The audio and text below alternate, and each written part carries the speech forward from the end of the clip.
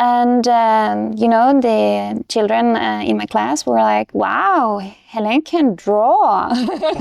And then you become the artist in the class, and that becomes an identity and a pride, So you kind of carry that and get motivated to just become better with the identity that people have given you now.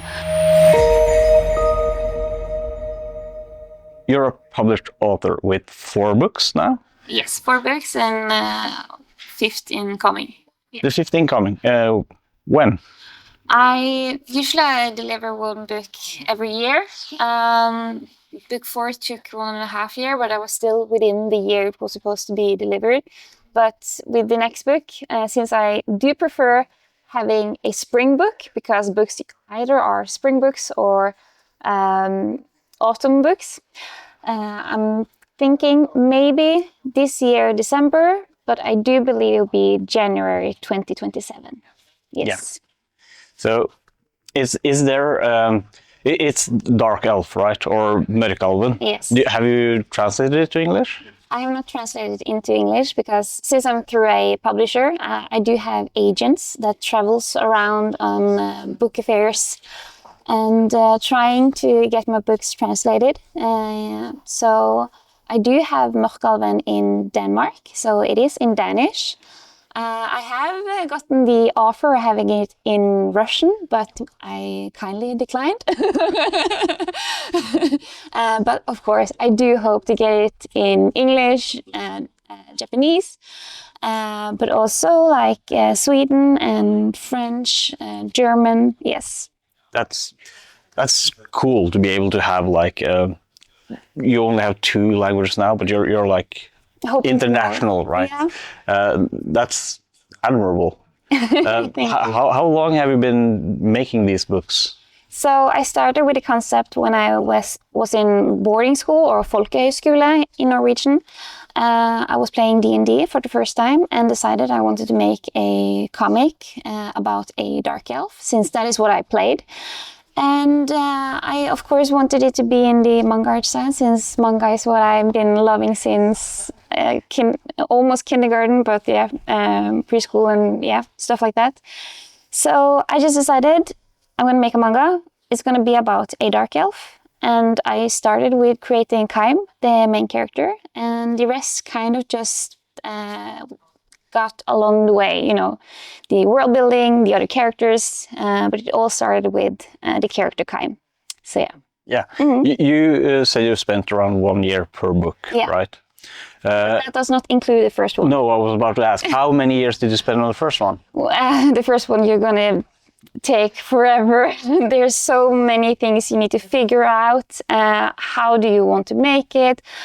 Do you want to have a complicated art style? Do you want a simple art style? And stuff like that. And also the pressure of how do I start a book? How will people read the first one and want to continue? So there's a lot of pressure. You don't want to make any mistakes, but you are going to make a lot of mistakes anyway. So I started just having fun with the idea for many years. This is like 10, 11 years ago. I started with Kaim. Then I started to just make some short comic strips because in Norway we do tend to love like the newspaper comic strips. And that was a playground for me to just test out, get to know the character or how I want to do things, and just, getting better at making comics, even though it was in a shorter format. And then I tried to make like the first pages. I did even self-publish the 50 first pages of Mørkalven. It was in black and white back then.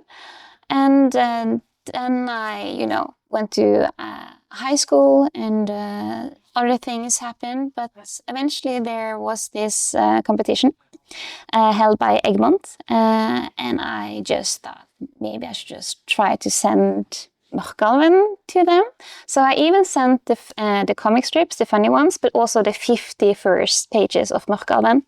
And I got 3rd place. And then the editor called me and told me, we want you to finish this book and we want to publish it. And then it started happening for me. It got a bit serious and I was feeling the pressure. But eventually then in 2022, I finished and published it through Egmont. Yes. Is the first 50 pages included in the first book, or is yeah? They are very frame by frame correct to the originals.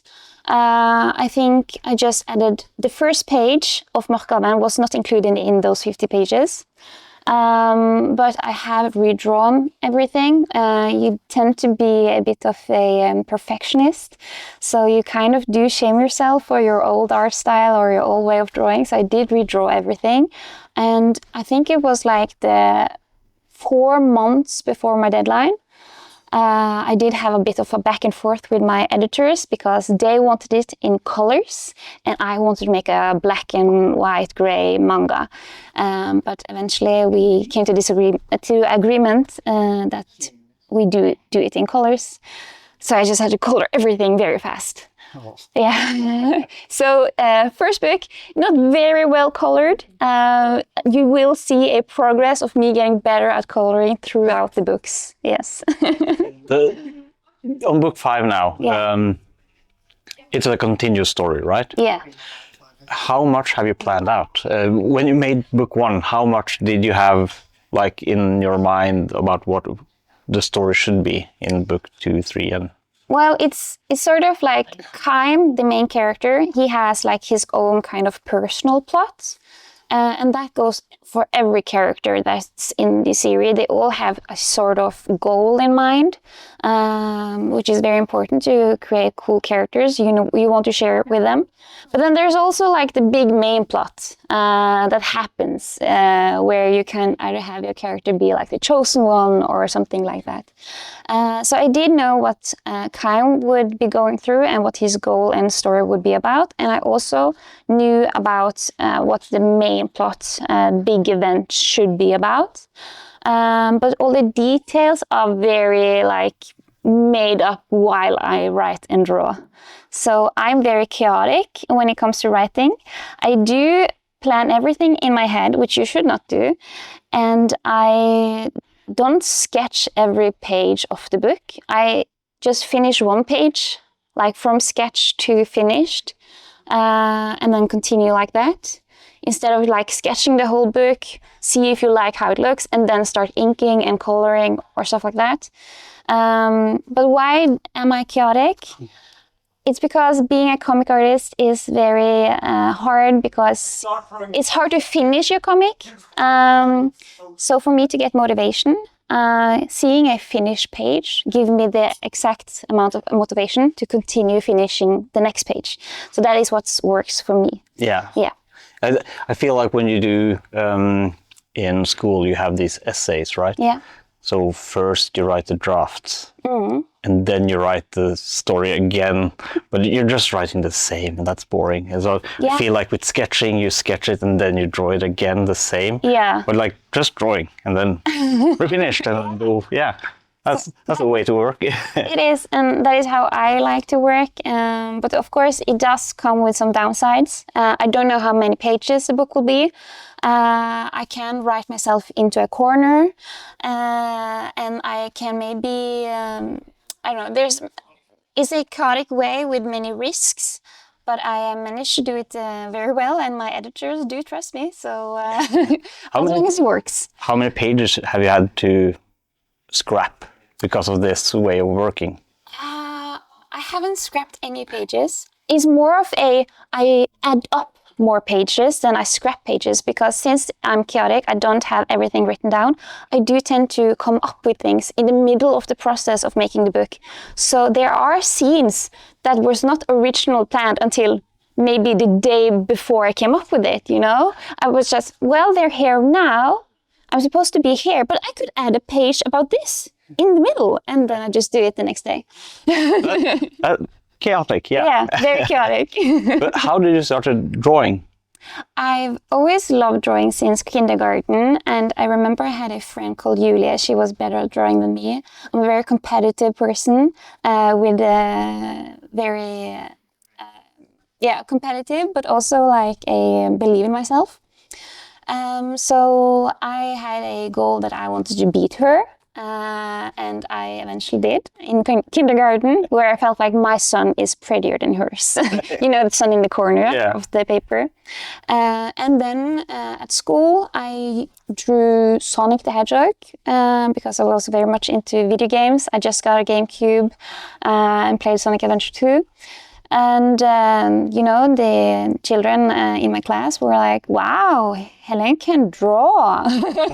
And then you become the artist in the class, and that becomes an identity and a pride, you know. So you kind of carry that and get motivated to just become better with the identity that people have given you now. Parents cheering me on and friends cheering me on, and a lot of good teacher has also been cheering me on into the path where I am now. I've talked with people earlier about spite and spite being a good motivator, and seems to be that for you as well. Yeah, I'm going to be better than you, and it's both can be difficult, but also big motivation. Is all about how you handle the competition. Some people get demotivated, and you know, kind of stops, like they take the defeat or become jealous. While others, they do get inspired and motivated to become better. So it's about how you take it. I am very good at taking it as motivation and motivation to get better. So I think that helps me. Talking about inspiration, do you have any people that inspire you or made you draw or like inspire your line or? Well, I didn't have any like mentors or stuff like that, but you know, I think all the manga artists that I've read as a child has sort of become my motivation. So for me, it was Ranma 1.5, which was the first manga that I read, and I think my art style or way I panel things are very similar to Ranma. And but also like the art style has been inspired by Bleach and stuff like that. So I'm very lucky to be a girl that just believes in myself very much. I have been, like, my father didn't want me to become a comic artist. He wanted me to become an engineer and try to like trick me into tell me that engineers, they do draw a lot. But I've been very stubborn ever since as a child. So when I have a goal, I do set my goal to complete it. Yeah. I feel like engineering drawing and comic book drawing are not the same. You're not sitting there with a ruler and He meant well. He wanted me to have a secure future, you know, because this is a risky job. For sure. Yeah. There are many people with the same dream, but it's a very difficult job to get, and it do requires a lot of you. So yeah. But feeling as you've already gotten to a publisher and gotten published, that eases a lot of the difficulties, I'd imagine. Yeah. Being able to get paid up front for your work, because that's with a publisher, you get some money from the publisher, right? Yeah. I think the biggest difference between self-publishing and traditional publishing is that you no longer sit with the risk of going bankrupt because you don't spend any money. The publisher spend the money for you. So you can only go up when you go through a traditional publishing, because when you publish yourself, you have to pay for the book printing and stuff like that. So you carry all the risk. Yeah, you carry all the risk.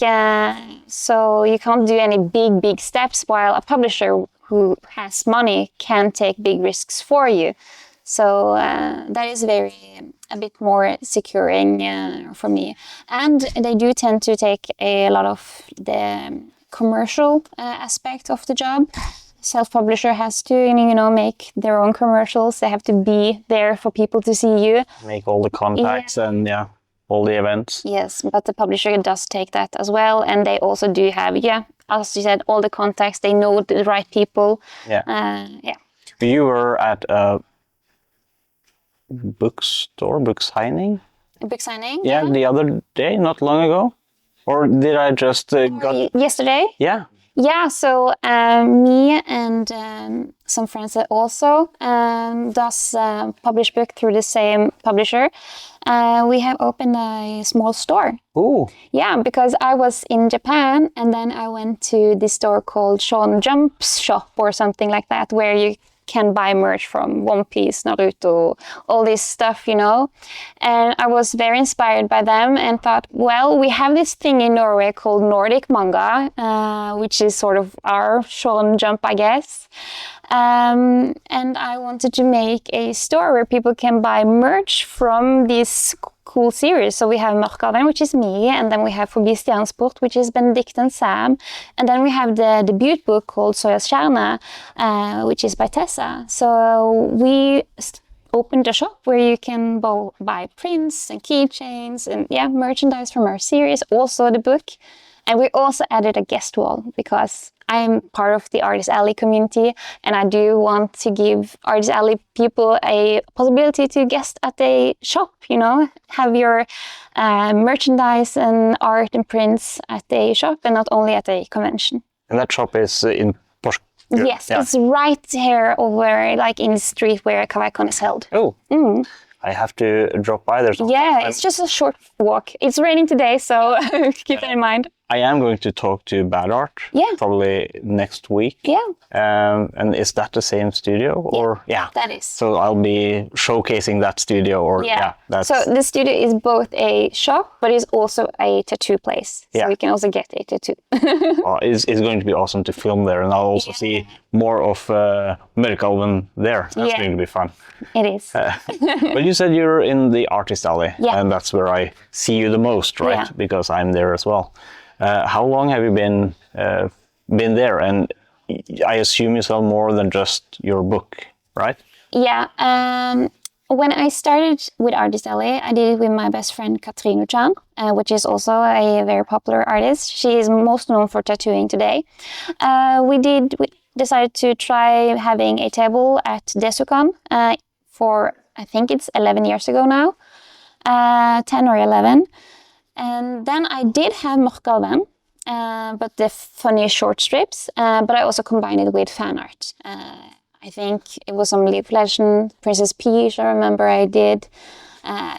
What was cool and relevant back then. So I always done Artist Alley since that day. Been very fond of the community and just, you know, being able to showcase your art and, you know, get a name, you know? Yeah. And that is what I always loved. I still do it today. But now it is only Mørkalven. So there's no more fan art. Even though doing fan art was fun, it's much more fun doing your own original stuff. Yeah. I can see that, especially when your original drawings are popular. Yeah.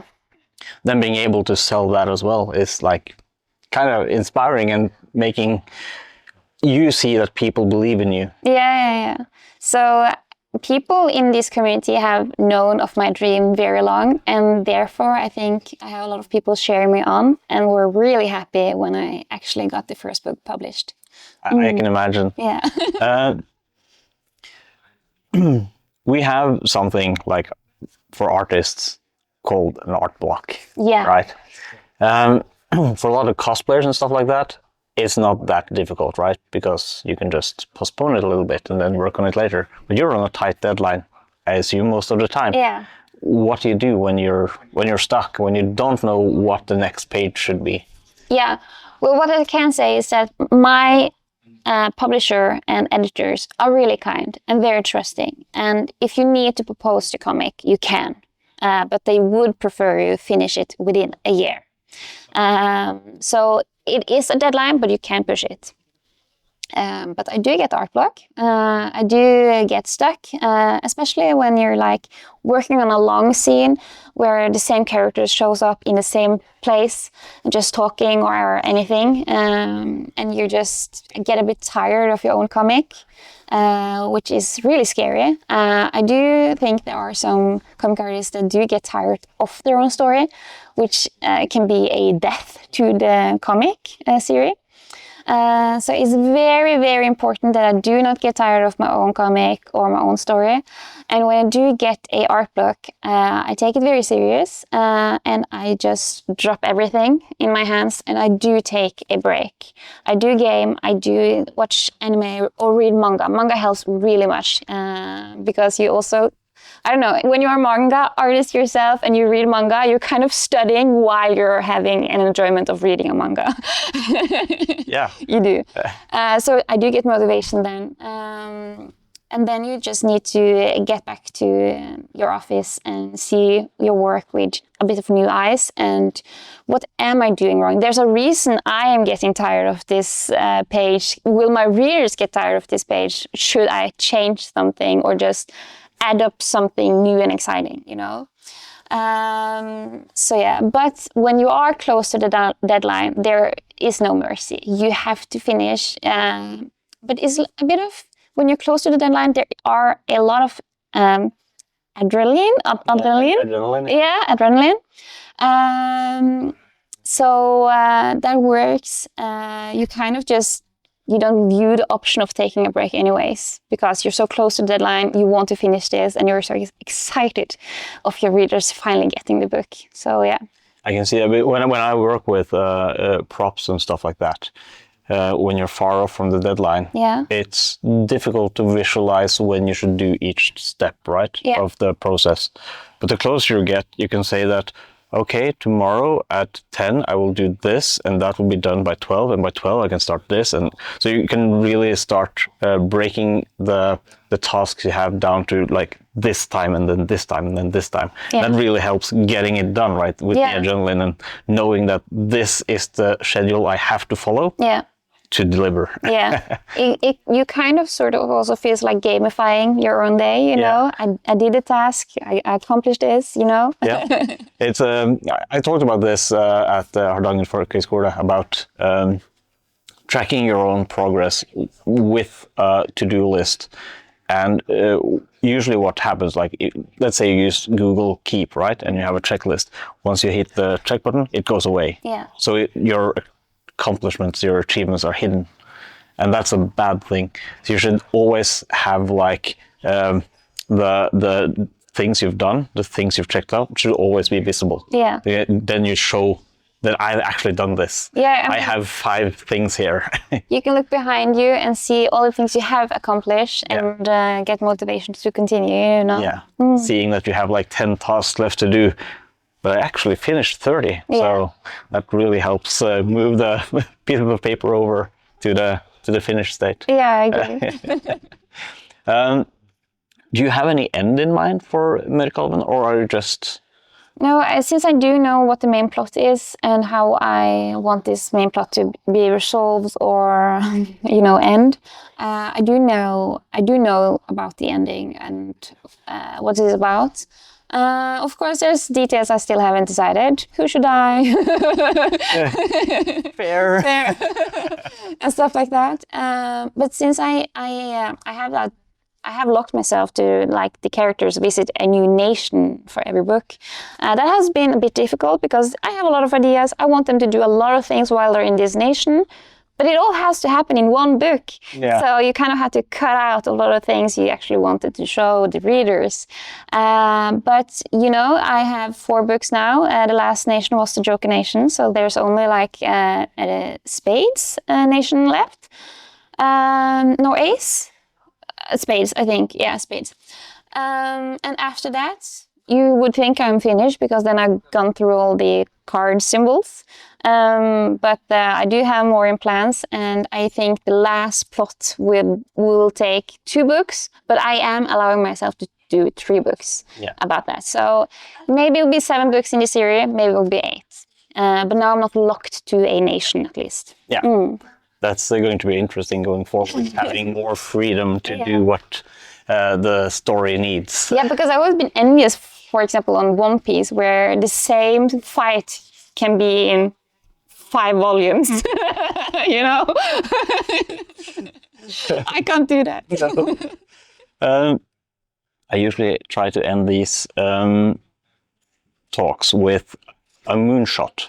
A moonshot being like a big dream, a big goal, or something you want to achieve. Doesn't have to be achievable, but like something that keeps you going, gets you up in the morning. So what is your moonshot? Well, my moonshot has always been, and you can read it on my Instagram as well, my dream is to become a successful manga artist in Norway. I've been saying that for a long time. I feel like I have achieved that dream, so it's time to get a bigger goal. But since I'm feeling like I'm like on the road, on my goal, which only can get bigger, I just have like sort of points I want to get to. We were talking about getting it translated into more languages. But of course, getting an anime, I think, would be the highest peak. If I'm going to think about One Piece, which also, has a manga, has an anime, has a TCG card game, which I'm very fond of, and now have a live-action Netflix series. So maybe my biggest one is live-action Netflix. that is goals. But you're on your way with a fairly successful book series. So yeah, sky's the limit. Yeah, the sky is the limit. Who knows what the future will bring? Well, thank you for having this talk with me. Oh, thank you for inviting me. You have good luck today and good luck with the studio. Thank you.